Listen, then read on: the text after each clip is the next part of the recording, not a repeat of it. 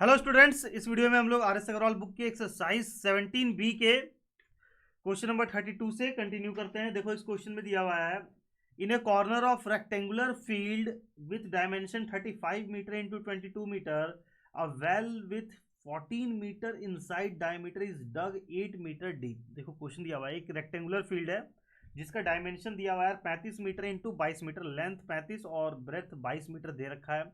और उस फील्ड में क्या है, किसी एक कॉर्नर में एक वेल बना दिया जाता है जिसका डायमीटर 14 मीटर है। डायमीटर दिया हुआ है 14 मीटर, तो रेडियस क्या हो जाएगा 7 मीटर। ठीक है, inside diameter is dug 8 metre deep, और ये जो वेल बन रहा है जमीन के अंदर 8 मीटर है यार। तो यहाँ पे ऐसे इसको दिखाना पॉसिबल नहीं है, तो उसके लिए मैंने एक दूसरा फिगर बनाया हुआ यहाँ पे। कुछ इसको इस तरीके से विजुअलाइज करो। ये हो गया फ्लोर, ठीक है, ये ग्राउंड लेवल हो गया, ये पूरा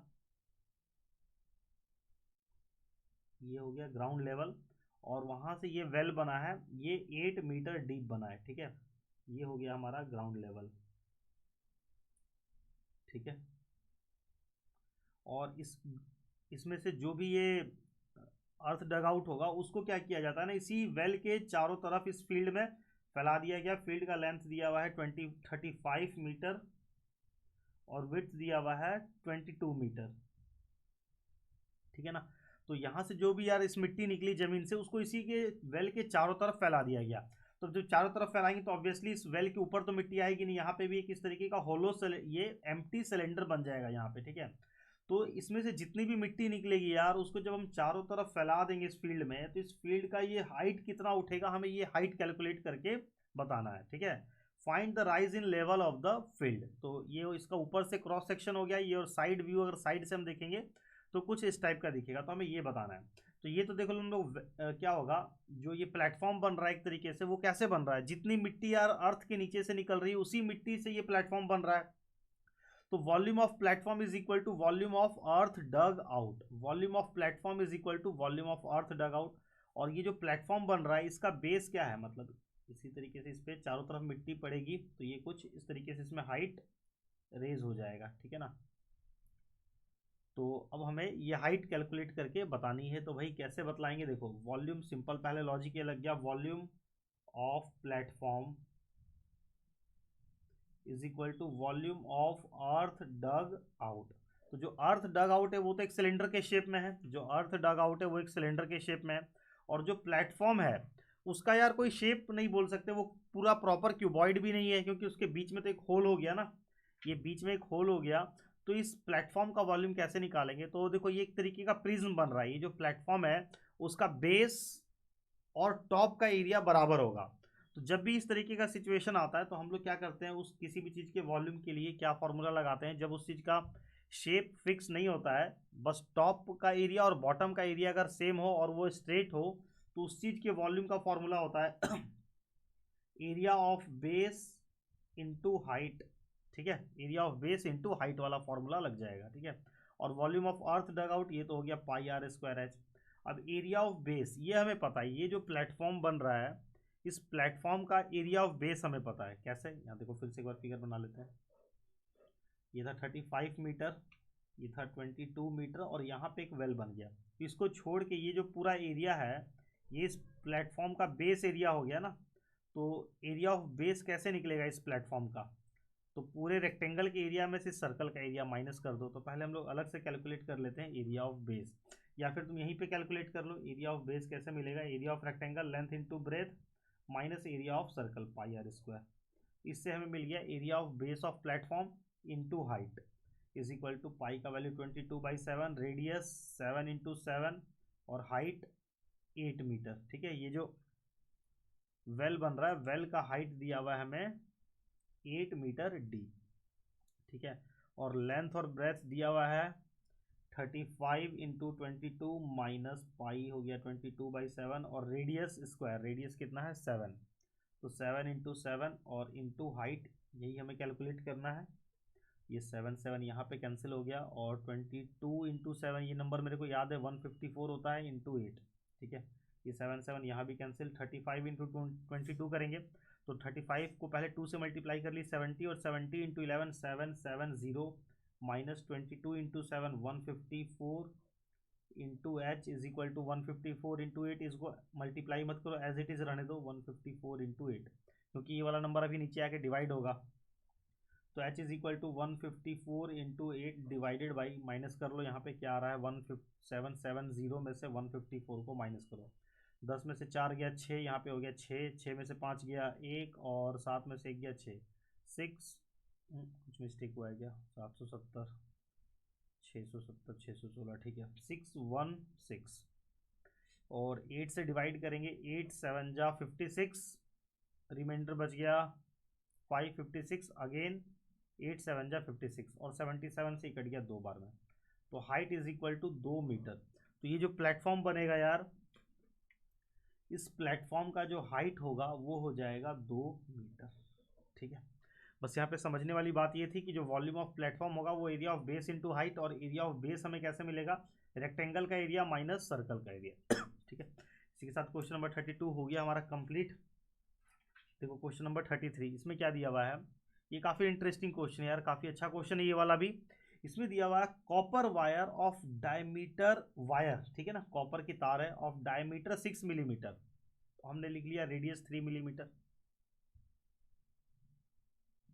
is evenly wrapped on a cylinder of length 18 centimetre, length इसका 18 सेंटीमीटर दिया हुआ है, एंड डायमीटर 49 सेंटीमीटर, तो रेडियस हो जाएगा 49/2 सेंटीमीटर, ठीक है।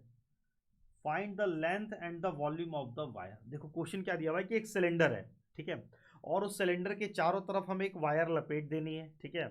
तो हमें बताना है कि उस वायर का लेंथ क्या होगा, find the length and the volume of the wire. तो अब यहाँ पे तुम्हें सोचना है कि वायर का जो डायमीटर है 3, रेडियस 3 मिलीमीटर है, और जो डायमीटर है वो 6 मिलीमीटर है, ठीक है ना, वायर की मोटाई। तो अब अगर हम लोग वायर को, यहाँ पे एक मेरे पास सिलेंडर था, कहाँ गया समझाने के लिए, ठीक है, सपोज करो यार, विजुअलाइज करो, कोई बहुत बड़ी बात नहीं, समझ लोगे। सिलेंडर है, वायर को एक बार हम लोग लपेटेंगे, तो ऐसे लपेटते लपेटते एक टाइम आता है जब वो पूरा सिलेंडर कवर हो जाएगा, ठीक है।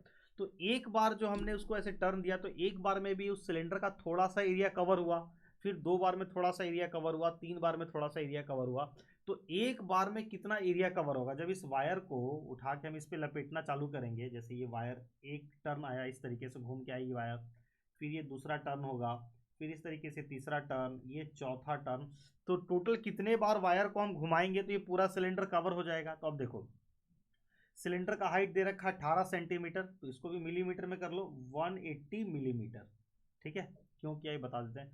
और ये वायर को हमने एक बार कवर किया, तो वायर का देखो खुद का अपना थिकनेस कितना है, 6 मिलीमीटर, तो वायर अगर एक बार घूमती है तो वो 6 मिलीमीटर, ये जो एरिया को कवर हुआ, ये जो एरिया कवर हुआ, ये 6 मिलीमीटर एरिया कवर हो गया। फिर वायर के सेकेंड टर्न में फिर से 6 मिलीमीटर एरिया कवर हो गया, फिर थर्ड टर्न में फिर 6 मिलीमीटर एरिया कवर हो गया, फिर 6 मिलीमीटर एरिया कवर हो गया, ऐसे। तो हमें कितने बार वायर को घुमाना होगा कि पूरा एरिया कवर हो जाए, देखो तो हमें टोटल 180 मिलीमीटर कवर करना है, और वायर एक बार घूमता है तो 6 मिलीमीटर एरिया को वो कवर कर लेता है, ठीक है, ढक लेता है।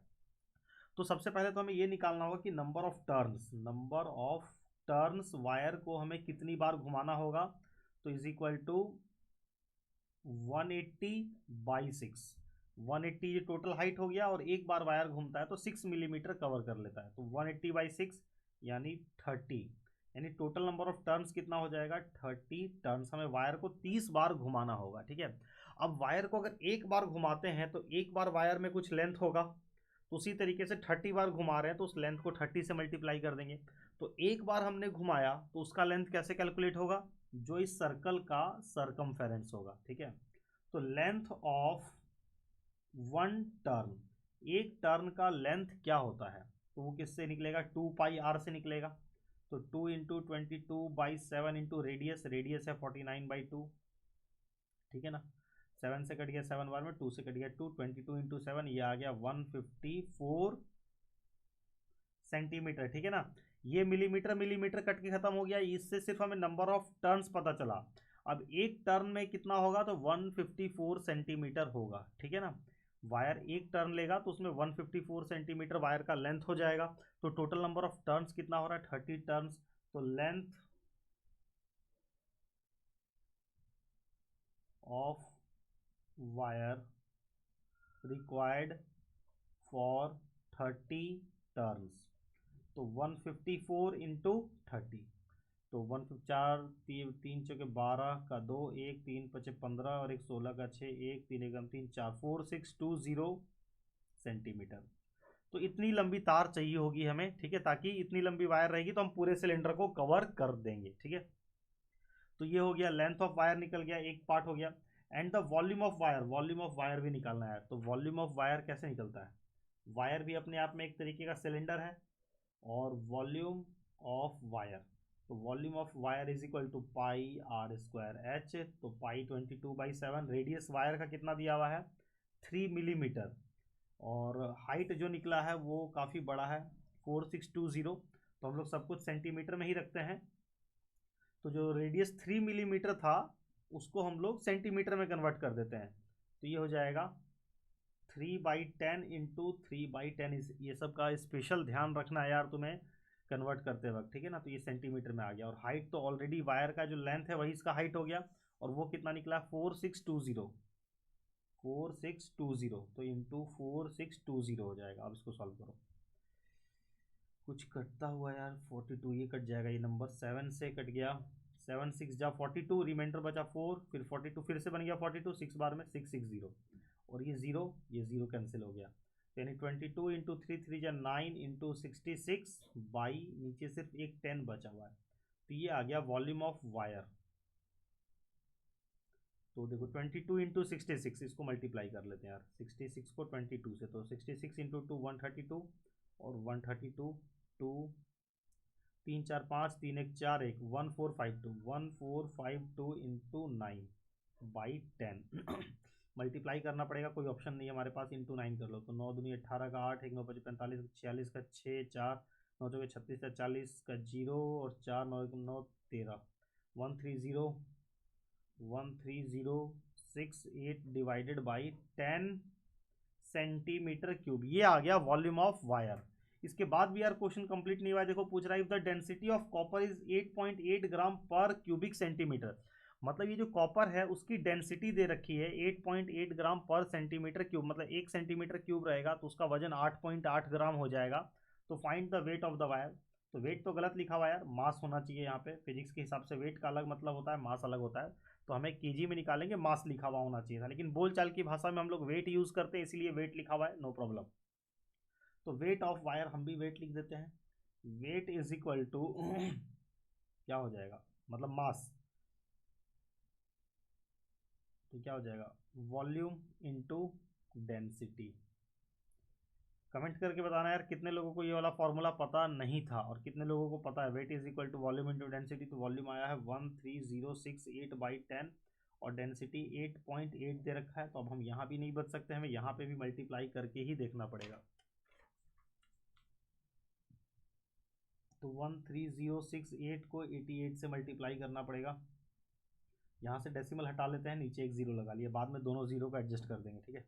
तो 8 8 जा 64, 6 कैरी, 8 6 जा 48, 6 48 और 6 48 और 6 हो गया 54, 5 यहाँ पे, तो ये 5 आ जाएगा, फिर 13 8 जा 104, ठीक है, और अगेन यही आ जाएगा 104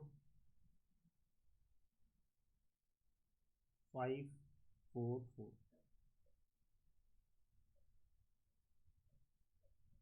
1149 984 और नीचे 2 जीरो था यार, तो डेसिमल शिफ्ट होके यहाँ पे आ जाएगा, तो ये आ गया इतना ग्राम, आंसर आया है ग्राम में, तो काफ़ी बड़ा आंसर आ रहा है, तो डेसिमल को और 3 बार शिफ्ट कर देंगे तो ये आंसर हमारा आ जाएगा केजी में। तो इजिकल टू 11.49984, डेसिमल को हमने 3 प्लेस लेफ्ट में शिफ्ट कर लिया, तो ये हो गया केजी में, यानी 11.49984 केजी, तो राउंड ऑफ करेंगे तो 11.5 केजी अप्रॉक्स, ठीक है। तो यार काफ़ी यार देखो वीडियो ऑलरेडी 14 मिनट्स की हो चुकी है, अभी हमने 2 क्वेश्चन किया, 2 क्वेश्चन अभी और बाकी है, ठीक है। तो आई होप ये क्वेश्चन समझ में आ गया होगा तुम लोग को यार, प्लीज़ यार कमेंट जरूर करना। देखो इसके बाद क्वेश्चन नंबर 34, ये भी टाइम टेकिंग क्वेश्चन है थोड़ा सा, मतलब ये भी काफ़ी लेंथी क्वेश्चन है। A right triangle whose sides are 15 centimeter and 20 centimeter other than hypotenuse is made to revolve about its hypotenuse. Find the volume and surface area of the double cone so formed. देखो एक ये right angle triangle दे रखा है, ठीक है, और बोल रहा है कि उस राइट एंगल ट्रायंगल को उसके हाइपोटेनस पे घुमा दिया जाता है, ठीक है, और उसकी दो साइड दे रखी है, एक 15 सेंटीमीटर और एक 20 सेंटीमीटर, जो कि हाइपोटेनस नहीं है, तो हाइपोटेनस ये वाली साइड हो गई, ठीक है। Right triangle whose sides are 15 and 20 centimetre other than hypotenuse is made to revolve about its hypotenuse. तो कहने का मतलब ये जो दो साइड दे रखी है ये हाइपोटेनस नहीं है, इन दोनों साइड को छोड़ के जो तीसरी साइड बची वो हाइपोटेनस है। फिगर तुम कैसे भी बना सकते हो, ऐसे बना लो, ऐसे खड़ा करके बना लो, कोई फर्क नहीं पड़ता है, मैंने फिगर को ऐसे ड्रॉ कर दिया। ये हो गया हाइपोटेनस। अब इसको हाइपोटेनस के अराउंड घुमाएंगे तो मतलब ये वाला कॉर्नर उठ के नीचे आएगा, मतलब इस तरीके से गोल गोल घूमेगा। तो किस तरीके का शेप ले लेगा यार, विजुअलाइज करो, थोड़ा सा इसको विजुअलाइज करना पड़ेगा। कुछ इस तरीके का शेप ले लेगा और कुछ इस तरीके का ये शेप बनेगा। तो एक कोण इधर बना और एक कोण इधर बना। बहुत सारे स्टूडेंट कंफ्यूज करते हैं कि ऊपर एक कोण बन गया और नीचे एक कोण बन गया। नहीं भाई, ऐसा नहीं है, एक कोण इधर लेफ्ट में बना और एक कोण इधर राइट में बना, ठीक है। और प्रॉब्लम होती है तो तुम यार एक ट्रायंगल टाइप का पेपर फाड़ लेना और नीचे में एक पेन या कोई भी एक स्टिक चिपका देना और उस स्टिक को स्पीड में घुमाना, तुम्हें इस तरीके का फिगर शेप बनता हुआ दिखाई देगा। तो ये वाली 15 सेंटीमीटर लेंथ हो गई। तो अब देखो यहाँ से एक परपेंडिकुलर ड्रॉ कर लो। तो ये एक कोण बन रहा है, नंबरिंग कर देते हैं इसका कुछ ए बी सी डी। चलो, तो एक कोण बन गया ए बी डी और एक कोण बन गया सी बी डी, ठीक है। तो दोनों ही कोण की हमें रेडियस, ना तो रेडियस क्या होगा, ये जो हुआ ये दोनों कोण का रेडियस हो गया, और रेडियस दोनों कोण का सेम हो गया। हाइट दोनों कोण का अलग अलग है, इस वाले कोण का हाइट ये हो गया और इस वाले कोण का हाइट ये हो गया, ठीक है ना। रेडियस दोनों कोण का सेम हो जाएगा। अब देखो हमें रेडियस फाइंड तो करना पड़ेगा, दोनों कोण का वॉल्यूम निकालना है। Find the volume and surface area of the double cone so form. मतलब ये जो पूरा दो डबल कोन, मतलब दो कोन बन रहा है, दोनों का वॉल्यूम निकालो। दोनों का वॉल्यूम कैसे निकाले, दोनों का इंडिविजुअली वॉल्यूम निकाल के जोड़ दो। इस वाले कोन का वॉल्यूम अलग से निकाल लो, इस वाले कोन का वॉल्यूम अलग से निकाल लो और दोनों को जोड़ दो, ठीक है। अब वॉल्यूम निकालने के लिए हमें रेडियस की जरूरत पड़ती है, रेडियस भी नहीं पता और हाइट भी नहीं पता, ठीक है। तो अब देखो ये एक राइट एंगल ट्रायंगल था और राइट एंगल ट्रायंगल का एरिया हम लोग निकाल सकते हैं, area of triangle A B C. कोण बनने से पहले तो ये एक ट्रायंगल ही था ना, तो area of triangle A B C is equal to half into base into height. तो हाफ इंटू बेस हो गया क्योंकि यहाँ पे 90 डिग्री एंगल बन रहा है, ठीक है। तो ये बेस हो गया और ये हाइट हो गया। हाफ इंटू 15 इंटू 20, तो 2 से कट गया, 10 12 में 150 सेंटीमीटर स्क्वायर आ गया। अब देखो इस वाले ट्रायंगल का एरिया हम लोग एक तरफ और निकाल सकते हैं। यहाँ पे भी तो ये भी तो 90 डिग्री बन रहा है ना, परपेंडिकुलर है। तो ये हो गया बेस और ये हो गया हाइट, ठीक है। अब देखो ये हमें पता है पाइथागोरस थ्योरम के हेल्प से, ये 15 है ये 20 है, तो पहले पाइथागोरस थ्योरम के हेल्प से हम लोग AC को कैलकुलेट कर लेंगे। A B square plus B C square is equal to A C square. A B कितना हो गया 15 का स्क्वायर प्लस बी सी हो गया 20 का square is equal to A C square.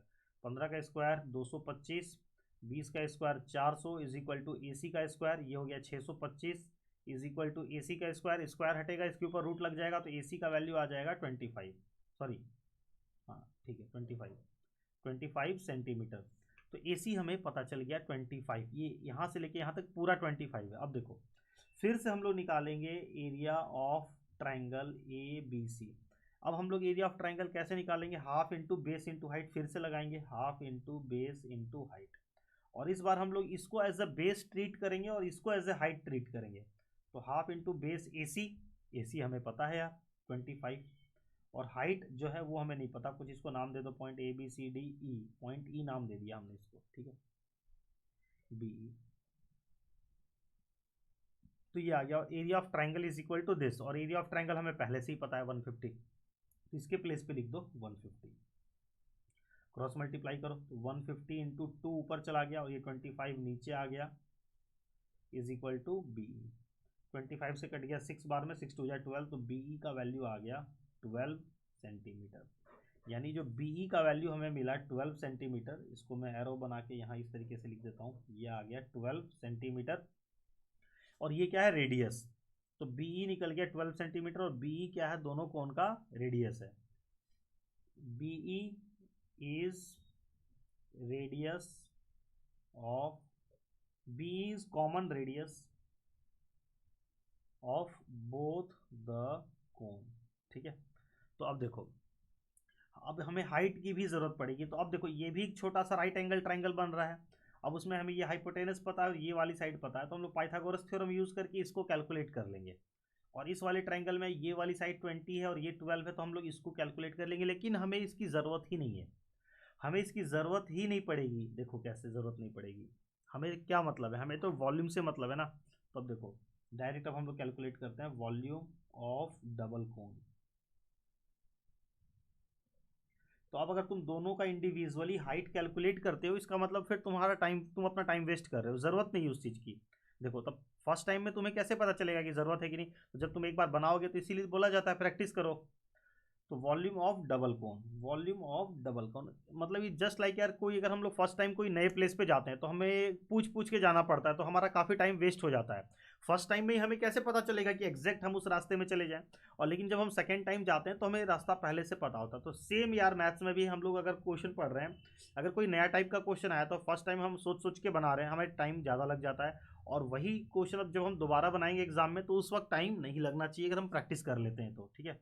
तो volume of double cone is equal to volume of cone BOD, एक cone बन रहा है, volume of cone BOD plus volume of cone C, sorry ये B A D था, B O D लिख दिया मैंने, volume of cone B A D plus volume of cone B C D, ठीक है ना। तो अब देखो वॉल्यूम ऑफ कोन का formula 1/3 pi R square H1 नाम दे दो इसको, H1। क्यों? क्योंकि दोनों कोण का हाइट अलग अलग है, तो हमें हाइट के लिए सिंबल अलग अलग यूज करना पड़ेगा। लेकिन दोनों कोण का रेडियस सेम है तो हम दोनों के लिए सेम सिंबल का यूज कर लेंगे। तो 1/3 pi R square H1 plus इसका वॉल्यूम हो जाएगा 1/3 pi R square H2। H1 H2 symbol हमने यूज कर लिया, या तो स्मॉल लेटर H और कैपिटल लेटर H का यूज कर सकते थे, ठीक है ना। तो यहाँ पे क्या हुआ, 1/3 पाई आर स्क्वायर तो कॉमन आ गया, बचा H1 प्लस H2। तो अब देखो 1/3 × 22/7 इंटू रेडियस का स्क्वायर, रेडियस आया है 12 × 12। और देखो H1 और H2 हमें इंडिविजुअली नहीं पता कि ये वाली हाइट कितनी है और ये वाली हाइट कितनी है, लेकिन दोनों मिला के तो हमें पता है यार कि दोनों मिला के जो AC है वो कितना है 25। इसलिए मैंने बोला था कि हमें H1 और H2 को अलग अलग कैलकुलेट करने की ज़रूरत नहीं है। तो H1 प्लस H2 की जगह डायरेक्ट हमने लिख दिया 25, ठीक है ना। तो अब अगर हम बैठ के यहाँ पे पाइथागोरस थ्योरम लगा के ये इसको कैलकुलेट करते अलग से तो वो हमारा टाइम वेस्ट हो जाता। तुम बुक में देखो इसको अलग अलग कैलकुलेट किया हुआ है, ठीक है। अगर तुम कर भी देते हो तो गलत नहीं है, लेकिन वो उसको फिर बोला जाएगा कि भैया इस बच्चे का कंसेप्ट क्लियर नहीं था, जिस चीज़ की ज़रूरत ही नहीं है उसको कैलकुलेट तुम क्यों कर रहे हो। तो 3 से कट गया 4 बार में, तो 22 × 4 88 × 12/7 गुना 25। तो अब देखो जैसे ही हमें 25 दिखा हम इसको करेंगे 100/4। तो 88 × 12 × 100/7 × 4। इससे फ़ायदा क्या हुआ कि जो 88 था ये कट जाएगा, 22 बार में कट गया। चाहे हमें यहीं पे 25 × 4 को मल्टीप्लाई कर लेना चाहिए था, 100 बन जाता, ठीक है। तो अब 22 × 12 क्या हो जाएगा, 22 × 12 220, 22 × 10 220 और 44, 220 और 44 264 × 100 00/7 इतना सेंटीमीटर क्यूब ये आ गया यार वॉल्यूम ऑफ डबल कोन, ठीक है। 26400, ठीक है ना। एक सेकंड चेक करें आंसर सही आया है कि नहीं।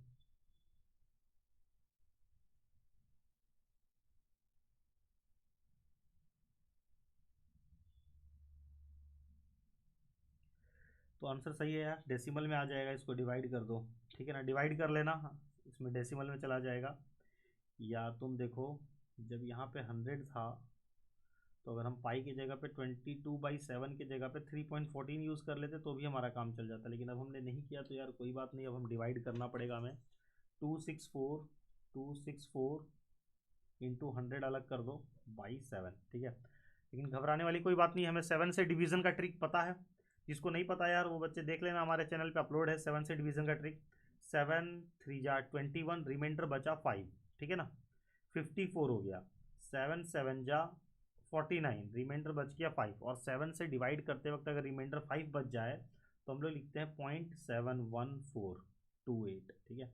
और इसको इंटू 100 कर देंगे तो हो जाएगा 3771428, डेसिमल शिफ्ट होके आ जाएगा 71 के बाद 37714, राउंड ऑफ भी कर लेंगे तो 3771 के आसपास,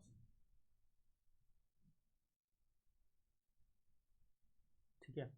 तो ये आंसर आ गया हमारा इतना सेंटीमीटर क्यूब। और अगर हम हो सकता है पाई की जगह पे 3.14 यूज़ किए होते तो कुछ अलग आंसर में थोड़ा सा डिफरेंस हो सकता है, ठीक है ना। तो क्वेश्चन में ऐसा कुछ कहीं लिखा हुआ नहीं था, तो इसलिए यह हो सकता है कि मैंने नहीं लिखा होगा। प्रिंट आउट जब टाइप करते वक्त तुम लोग बुक में चेक कर लेना, जो भी दिया रहता पाई का वैल्यू वही यूज़ करना, ठीक है। अच्छा, अभी भी क्वेश्चन कंप्लीट नहीं हुआ है, वीडियो यार काफ़ी लेंदी हो चुकी है। फाइंड द वॉल्यूम हमने कैलकुलेट कर लिया, and surface area of the double cone. अब सरफेस एरिया भी कैलकुलेट करना है, देखो। तो surface area of this cone plus surface area of this cone, surface area of cone BAD plus surface area of cone CBD। Surface area का formula pi R L1 plus pi R L2। R दोनों का same है, दोनों ही कोन का radius same है, इसलिए हमने same symbol use किया। लेकिन दोनों कोन का स्लैंट हाइट अलग अलग है, इस वाले कोन का स्लैंट हाइट 15 है और इस वाले कोन का स्लैंट हाइट 20 है। तो हमें स्लैंट हाइट दे रखा है, हमें अलग से कैलकुलेट करने की ज़रूरत नहीं है। तो पाई आर कॉमन आ गया, L1 प्लस L2, तो 22/7 इंटू रेडियस था 12 और L1 प्लस L2 यानी 15 प्लस 20, तो 22/7 इंटू 12 इंटू 35, 7 से कट गया 5 बार में, तो 22 इंटू 5 110 इंटू 12, 12 इंटू 11 132 और ये 0 1320 सेंटीमीटर स्क्वायर। ठीक है मेरे भाई, तो ये हो गया यार क्वेश्चन कंप्लीट। थोड़ा सा यार मैं पानी पी लेता हूँ। तुम लोग यार कमेंट करके बता दो भाई, वीडियो समझ में आती है कि नहीं।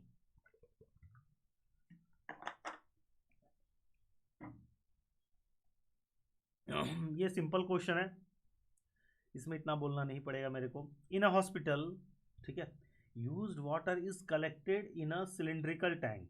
ठीक है, हॉस्पिटल में जो यूज्ड वाटर हो जाता है यार, उसको एक सिलिंड्रिकल टैंक में कलेक्ट कर लिया जाता है। डायमीटर 2 मीटर, डायमीटर 2 तो रेडियस 1 हो जाएगा, ठीक है ना।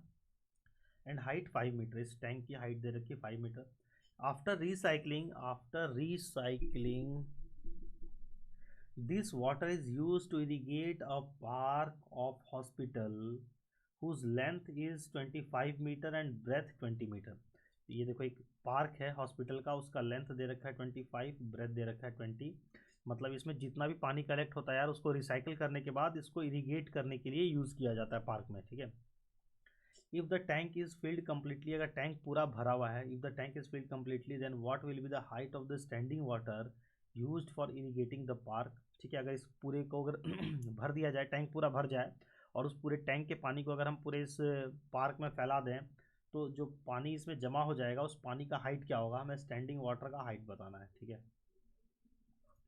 तो अब देखो सिंपल सा है, volume of water in park is equal to volume of water in tank.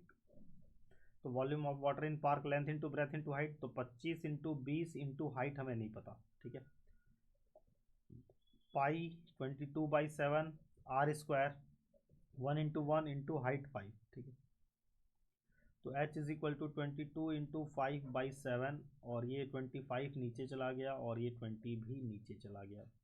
5 से कट गया 5 बार में, 2 से कट गया 10 बार में, 2 से कट गया 11 बार में, और कुछ कटता हुआ हमें दिखाई नहीं दे रहा है।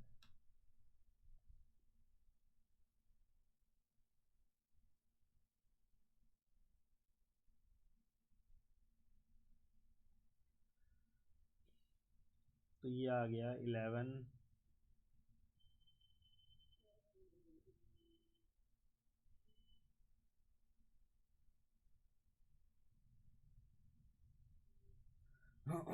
11 7 5 जा 35 इंटू 10, तो ये जो हाइट आया है यार, ये आ गया मीटर में, ठीक है।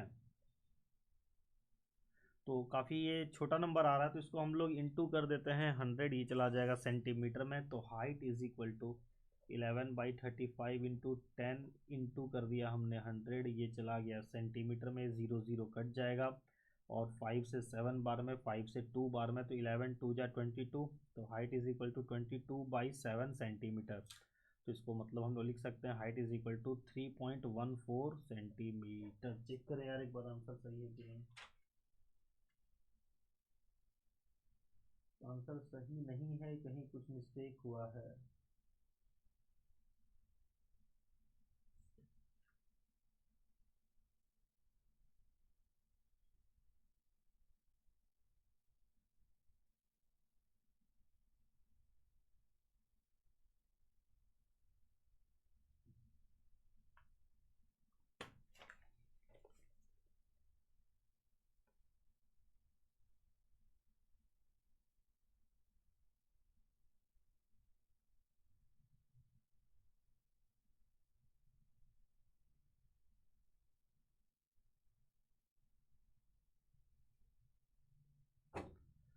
Just a second.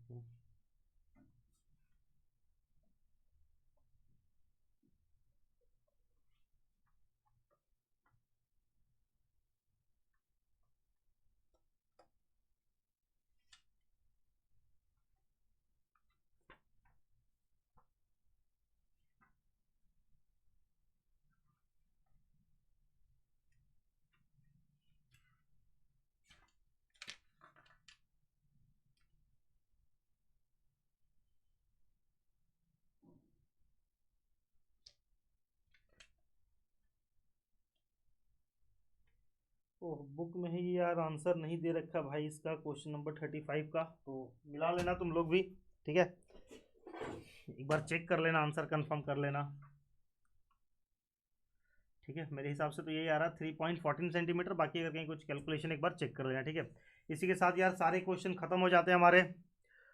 Exercise 17 B के सारे क्वेश्चन कंप्लीट हो गए यार। जिस बच्चे ने सारे क्वेश्चन देख लिए प्लीज़ यार कमेंट कर देना भाई, एक कमेंट तो बनता है यार। चलो मिलते हैं नेक्स्ट वीडियो में, बाय बाय।